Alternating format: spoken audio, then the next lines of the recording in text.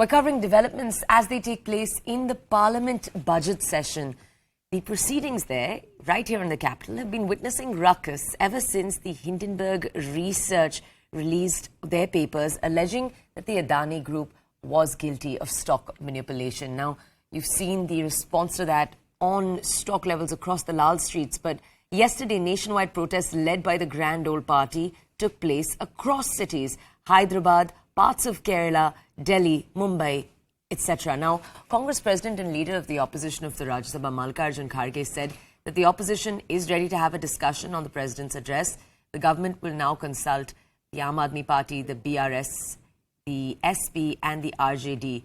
Now, remember, the big question is whether or not the Congress is going to, as they already have done, unite with these parties and ask for a discussion. It seems as if some parties want a discussion, some parties want to continue to stall what is taking place in the Parliament right now. Meanwhile, the Congress and the TMC that have been leading efforts against the government, they are also trying to allow a motion.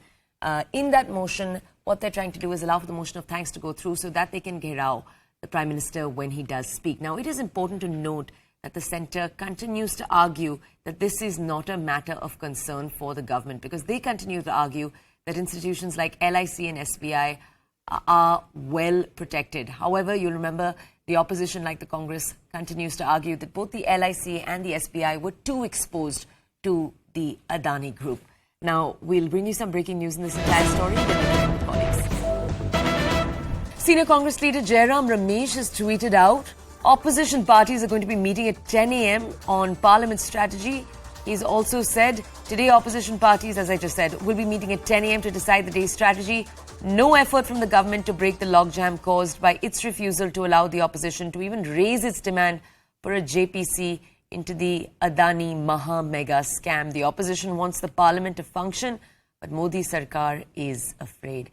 Let's go over to my colleague Pallavi for a lot more context on this tweet.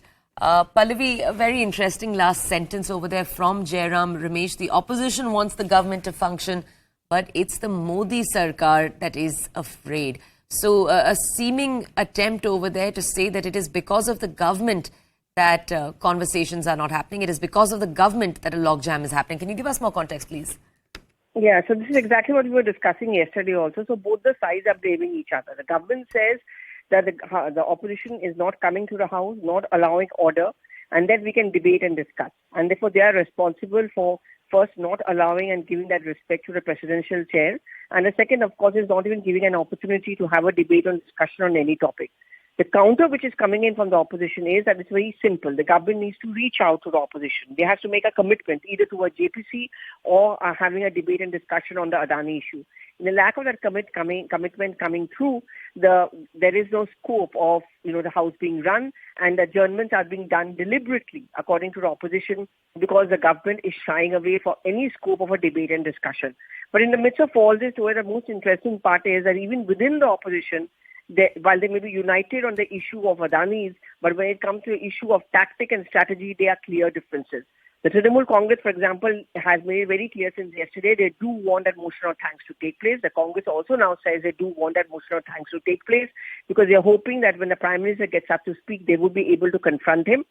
But according to the Congress and the TMC, the other parties like the BRS, the AAP, which has no presence in the Lok Sabha, the RJD, the SP, they feel that the protest must go on for another day or two. And what a top Congress leader told me is that we don't want to emerge as someone who's going to dictate terms to the rest of the opposition. But at today's meeting at 10 a.m., an attempt will be made to convince all of them that let's have the motion of thanks. We have to give respect to the presidential chair.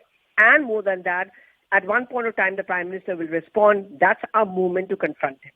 I want to understand, Pallavi, when you watch the parties interact with each other, the opposition parties interact with each other in the Parliament, do you sense deep distrust between the parties on different tactics?